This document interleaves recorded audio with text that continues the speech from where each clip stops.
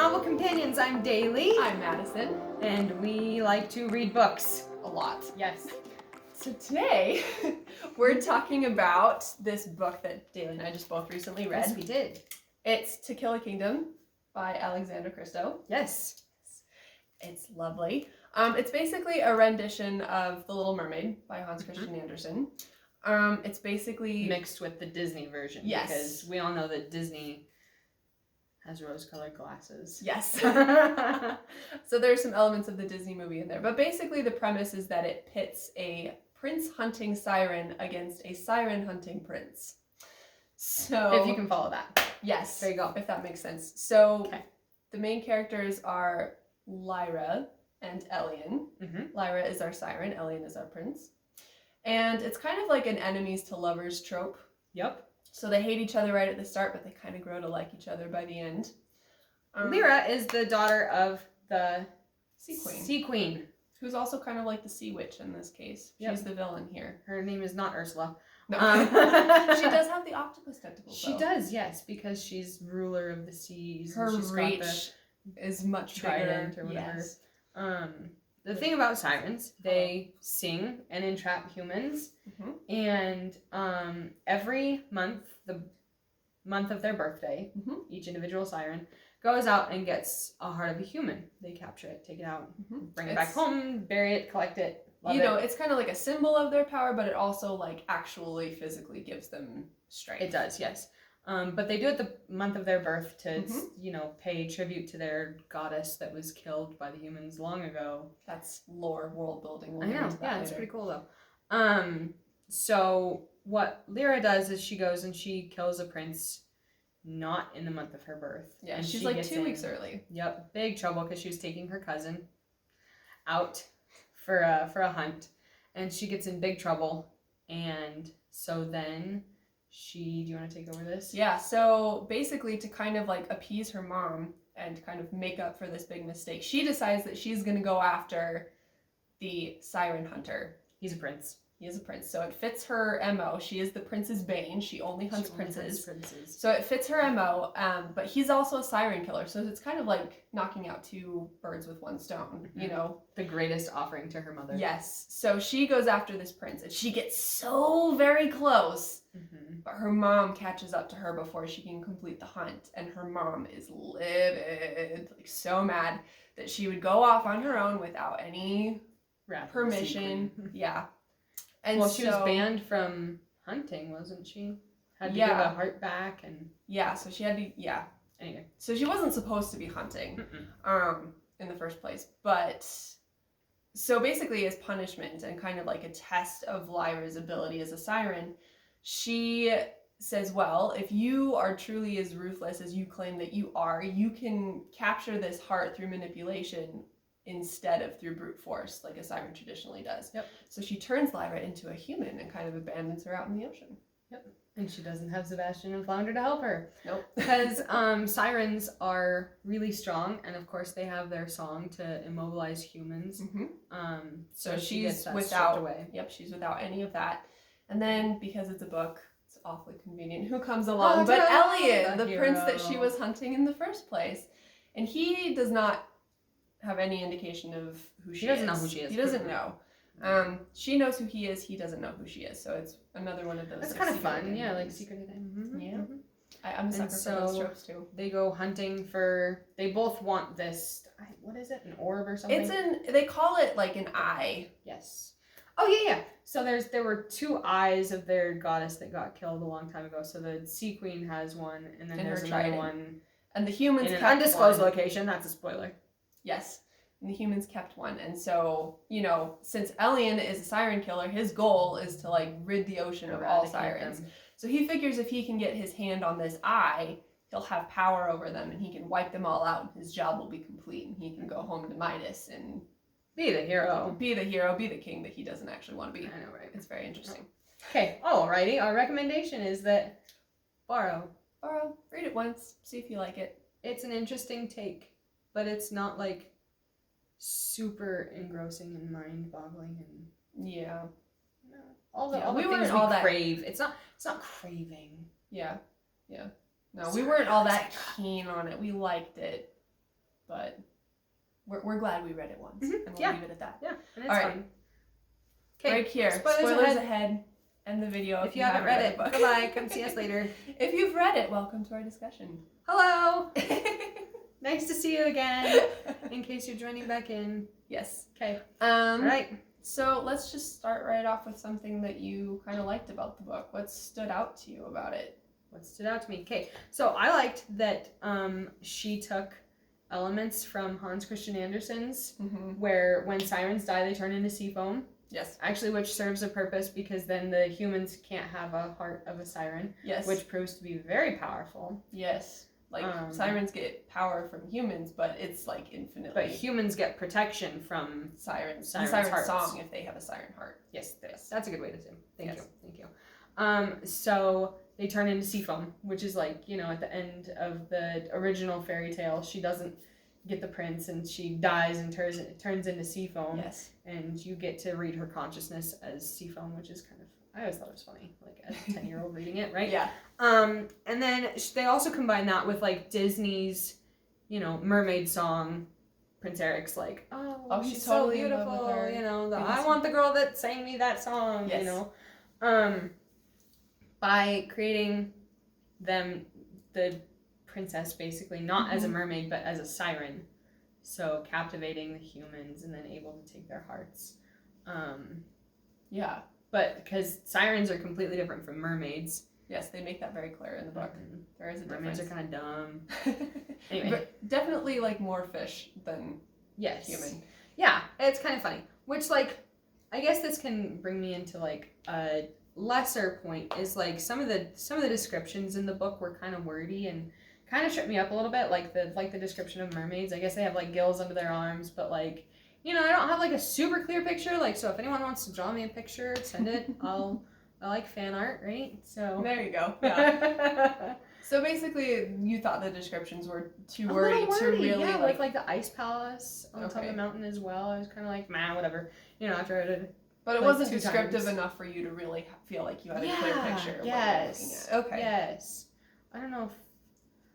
I recently learned that some people get like, they just have like a storyteller in their head, and some people see like a movie in their head, and I'm kind of a movie person. Yeah, me too. And so when the words are kind of like, when I have to read it again and I'm like, whoa, and like disjointed and I feel like it doesn't flow, it's like record scratch. Yes. No, I get the same thing too. Like the tape rewinds in my head. Yeah, a little bit, And we have to like add that detail back in. Yes. Yes. Exactly. Wait, he has brown hair? Just kidding. No, I totally got it. Okay. What's something you liked? I don't know. For me, I think the thing that I liked a lot, and this may not say much about the story itself, but I liked that it was a standalone novel. Yes. No commitment. Yes. I liked the way the story ended, and I liked that Alexandra liked the way the story ended, and she didn't really feel the need to build that any further. Because I hate it when a story feels like it's done, but then it just keeps going. It feels like you feel obligated to the characters a little bit. You have to read them. Yeah, you have to read the rest of the books just to. Hashtag Red Queen. Yes. We'll talk about that later. That's another video. Link below. Okay.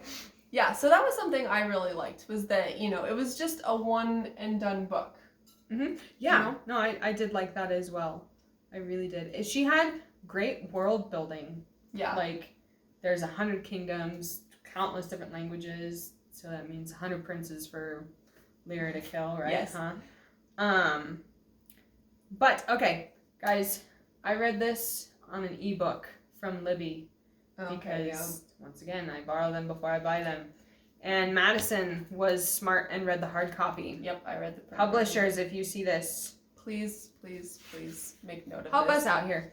And, we should have said this at the beginning. Okay, so basically, the book is told from a first-person perspective, but the narrators change between Lyra and Elian. Yep. So, both their narrations use first-person pronouns. And I have a hard time paying attention to view swaps anyway. Yeah, right? So, in those cases, it's really handy for, like, at the bottom of the chapter to just have, like, a little heading for who's talking. Ta-da, it tells me. In the ebook, it didn't. Yeah. And I was confused as heck, especially the first view change, because I was like, whoa, what is going on here? Yeah. I didn't realize that. So Nope, yeah, because if she had the you're- hard copy. Yeah. Lucky butt. So publishers, if you're watching, pay attention to that. Help us out on the e-readers, please. Okay. So something that I kind of have come to expect from like a lover or an enemies to lovers trope is that it's a slow burn romance. Mm-hmm. It builds kind of like, you know, They they love hate each hating other. each other. They love hating each other. But then It's kind they of fun. they're Then you get the sass. yes. Oh my gosh, I Oh, love the the sass. attitude. The banter, it's so fun. Yes. I wish I was that witty. And then it like slowly turns to. But you know, then there are moments of like vulnerability where you have opportunities to actually build trust and you kind of like see this person as a person and not just as something to hate. So you know, it goes from enemies to maybe kind of friends, someone I can kind of trust, and then it kind of builds the attraction and then we go into lovers. I feel like this one kind of like skipped a couple steps. A little bit. In the It middle, was abrupt. but- It was really sudden. It was Yeah. kind of like they loved to hate each other, and they really hated each other because they were enemies. Mhm. And obviously, Elian didn't know that he was talking to the Princess Bane. Princess Bane. And so he was like, "Oh my gosh, I hate her so much. I hate her so much." And they just didn't get along on his side, but her side, she's like, "I'm out to kill him. I can't be friends with him. Like this Yeah. can't work." And then all of a sudden, it was like, "He's cute. I should kiss him." Yeah, it was really abrupt. Like I kind of saw those moments of vulnerability. Wait, where did this come from? Yeah.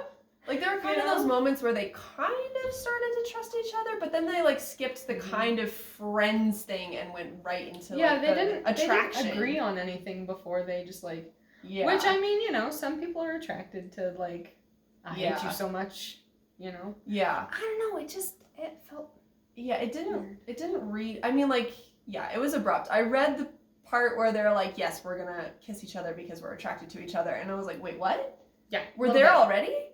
Mhm. I didn't think you guys liked each other that much yet. The fun is in the chase, right? The will they, won't they?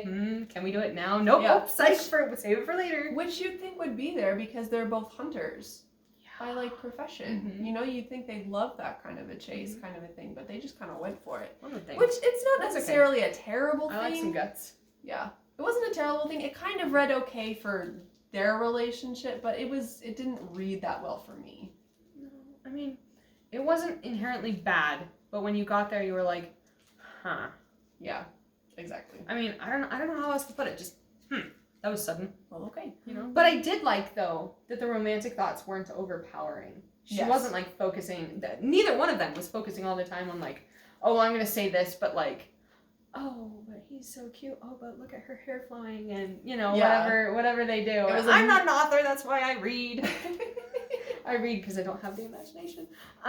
Yeah, but no, I get what you're saying. Like, they banter back and forth, but, you know, they're focusing on the I banter. think that's why it felt so sudden, is because they didn't even have any thoughts, like, Yeah. starting about, like, oh, I could see him differently. Yeah, it wasn't like I'm throwing There may this be at something you, but there that wasn't there before. yes. Right? I mean, Yeah. anyway. No, I totally see what you're getting Okay.